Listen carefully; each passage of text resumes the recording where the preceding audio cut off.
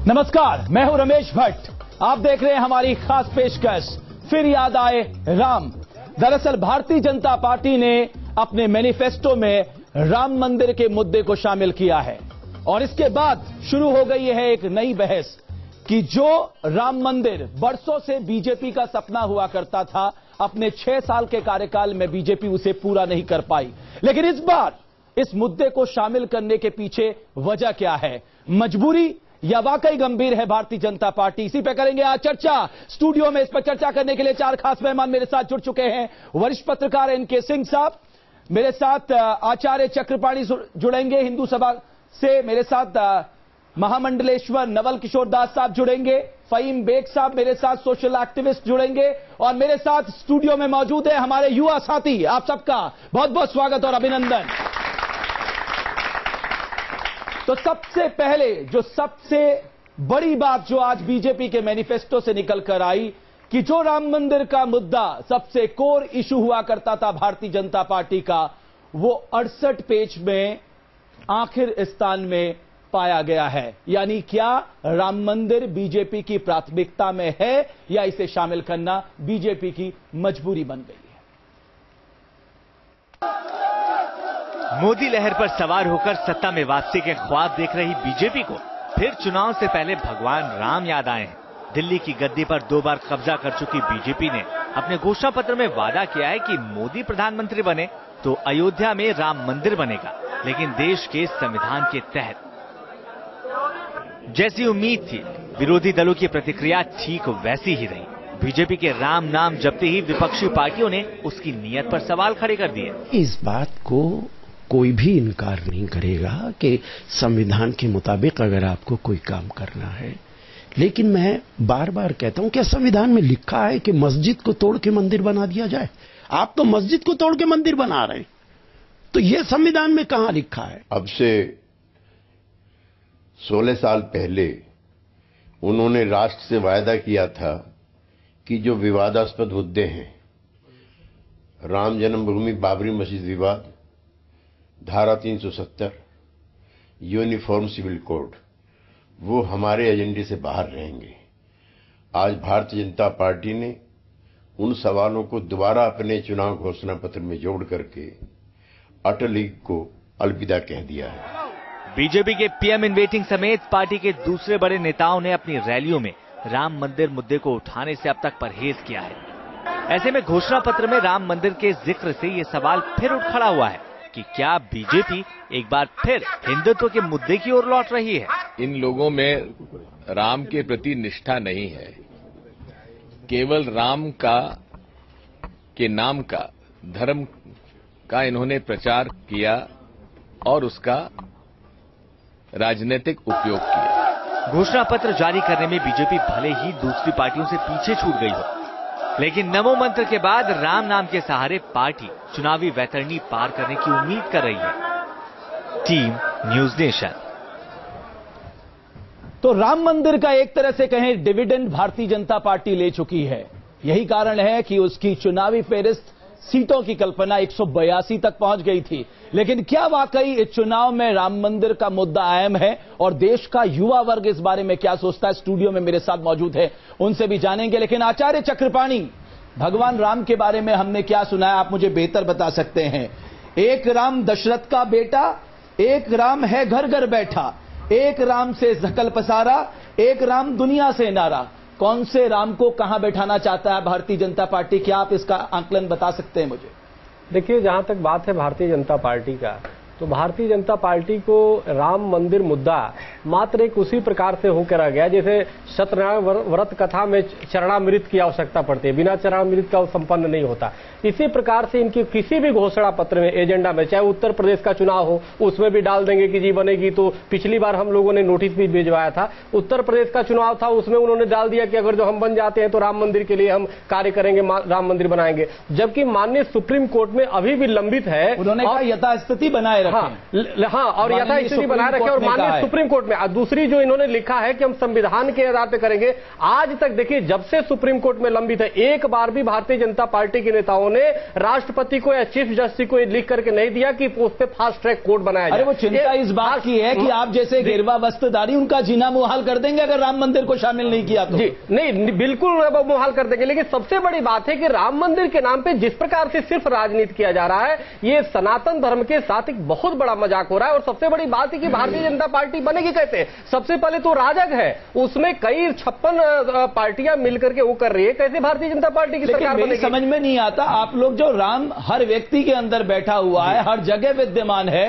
उसको आप एक मंदिर विशेष में क्यों बैठाना चाहते हैं? क्यों आप इस तरह की राजनीति को? नहीं, ये राम और खुदा की बातें मत करिए। खुदा का भी कोई स्थान नहीं, राम का भी स्थान नहीं है। आप क्यों जबरदस्ती चाहते हैं कि साहब इसको एजेंडे में शामिल किया जाए? आप ही लोगों का नहीं, हम एजेंडे की बातें नहीं करते। हम तो ये बातें कर रहे हैं कि राम मंदिर था और होगा और बनेगा राम भव्य मंदिर का निर्माण। और अलवी जी ने जो बातें कही कि वो मस्जिद का गुंबद, कौन से कांड पे भगवान मस्जिद का गुंबद या वाल्मीकि ने लिख दिया था मेरा मंदिर बनाना, मेरा गुणगान करना? 30 सितंबर 2010 को इलाहाबाद हाईकोर्ट लखनऊ बेंच द्वारा ने स्पष्ट कर दिया कि रामलला निर्विवादित है, वहां पे राम मंदिर था। तो सवाल इस बात का, अब कोई उसको मस्जिद का जो नाम देता है, कोई भी नेता वो कहता है कि मस्जिद का गुंबद तोड़ा। हम तो ये कहते हैं कि भारतीय जनता पार्टी के लोगों ने हमारे राम मंदिर को तोड़ दिया, राम मंदिर के शिखर को तोड़ दिया, तो शिखर तोड़ने को दोषी है। शिखर तोड़ने वाले कैसे वो बनाएंगे? महामंडलेश्वर जी, आप लोग मुझे ये बताइए, आप लोग इस तरह के मुद्दों को क्यों सामने लाना चाहते हैं? अरे इस देश को गरीबी से निजात दिलानी चाहिए, इन युवाओं को रोजगार चाहिए, इनको अच्छी शिक्षा चाहिए, टेक्निकल एजुकेशन चाहिए, ये महंगाई से निजात पाना चाहते हैं, और आप कहते हैं भव्य राम मंदिर बनना चाहिए। ये कैसी राजनीति है? देखिए, नौजवानों को रोजगार भी चाहिए, उसका साथ संस्कार भी चाहिए, इनको जीवन का तरीका भी चाहिए। तो भगवान राम केवल आराध्य नहीं है, भगवान राम मनुष्य मात्र के आदर्श हैं। माता पिता की सेवा कैसी की जाए, एक राष्ट्राध्यक्ष कैसा होना चाहिए, मानवता है क्या? राम केवल उपासना का विषय नहीं है, राम प्राण तत्व है। राम केवल हिंदुओं का नहीं, पूरे जीवन मात्र का, मनुष्य मात्र का भाव फैलाइए। नहीं, मंदिर की भाव व्यक्त करने के लिए धार्मिक स्थल अनिवार्य है, चाहे वो मस्जिद के रूप में हो, चाहे मंदिर के रूप में हो। और अयोध्या में भगवान राम का जन्म हुआ है, वो कोई सामान्य मंदिर नहीं है। इसलिए आप ऐसा नहीं कह सकते नौजवानों के लोगों को सिर्फ राम मंदिर के नाम पे बांट रहे हैं। क्यों ऐसा? क्यों? अपनी आस्था को अड़ग भी रखना पड़ेगा। आप कह देंगे कि घटघट में राम, निश्चित रूप से घटघट में राम है, निराकार रूप में घटघट में राम है, पर हमें अपनी आस्था व्यक्त करने के लिए धार्मिक आस्था भी चाहिए।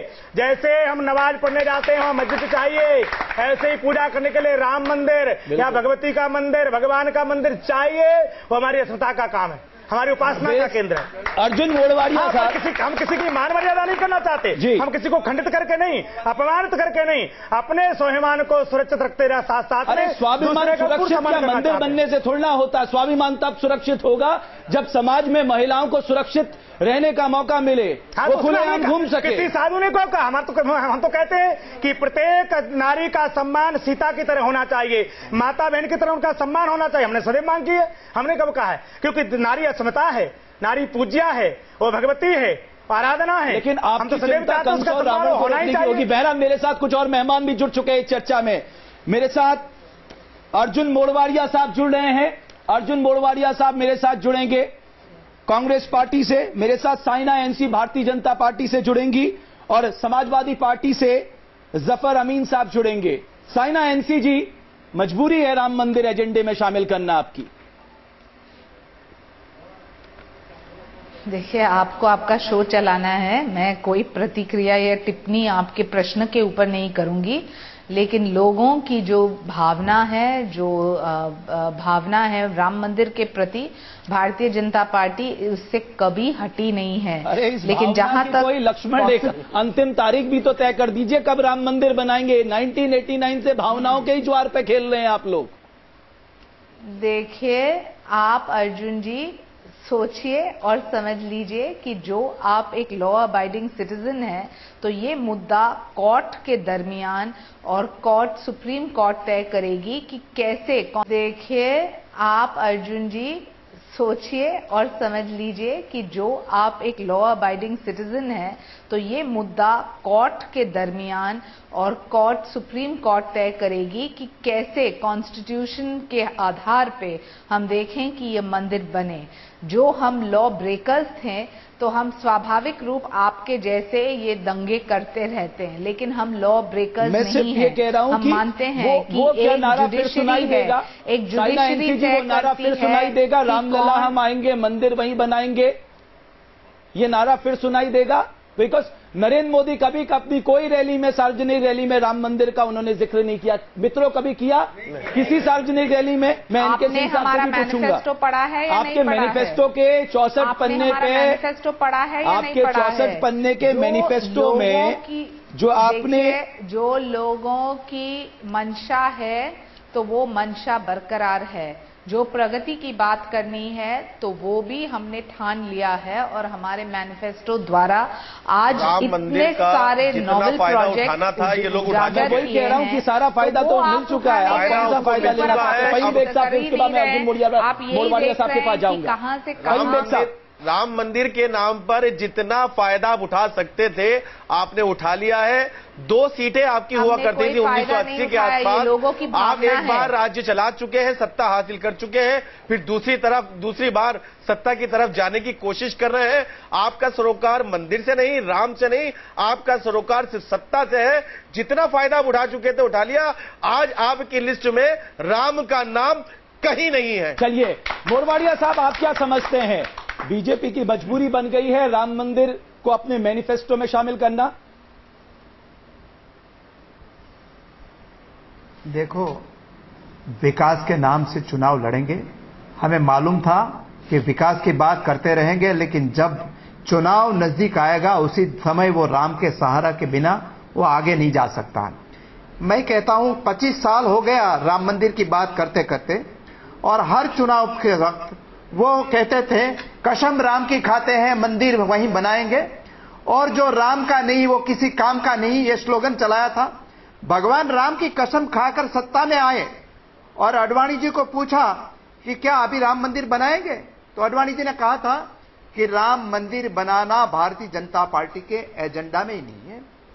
क्या भगवान राम एक खिलौना है, राजकीय खिलौना, कि जब भाजपा चाहे उसी समय वो एजेंडा में डाल दे और जब चाहे तब बाहर निकाल दे? अभी फिर से उसको लगा कि राम मंदिर का मुद्दा उठाना जरूरी है क्योंकि विकास का मुद्दा नहीं चल रहा है, तो फिर से उन्होंने ये पुराना मुद्दा ला गए कि हम राम मंदिर बनाएंगे। आप पे और भारतीय जनता पार्टी पे कोई फर्क नहीं है। जब आपके अधिकारों की राजनीति नहीं चली तो आपने शाही इमाम से सर्टिफिकेट लेने की कोशिश की, और जब बीजेपी को लगा साहब विकास का मुद्दा नहीं चल रहा तो उन्होंने राम मंदिर को अपने मैनिफेस्टो में शामिल कर लिया। जवाब वो दीजिए। यानी अंतर नहीं है दोनों की राजनीति में। जफर अमीन साहब, मैं आपसे समझना चाहूंगा, आपका भी कोई ऐसा वादा है या आप भी कहते हैं विकास के मुद्दे पे ही चुनाव लड़ेंगे? हालांकि लॉ एंड ऑर्डर के मामले में आपकी क्या स्थिति आप बेहतर जानते हैं।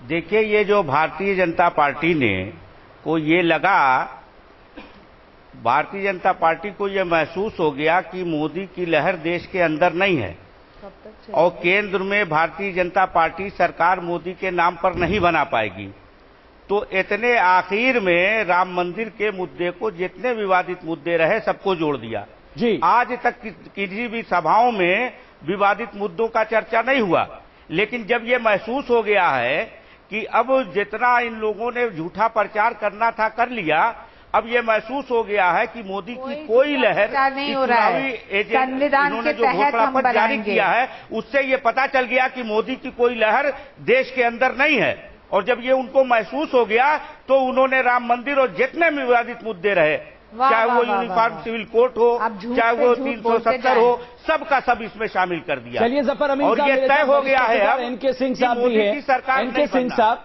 क्या कोई और डिविडेंड बचा जो आपको लगता है राम मंदिर को सामने लाने से बीजेपी को मिल जाएगा? नहीं रमेश,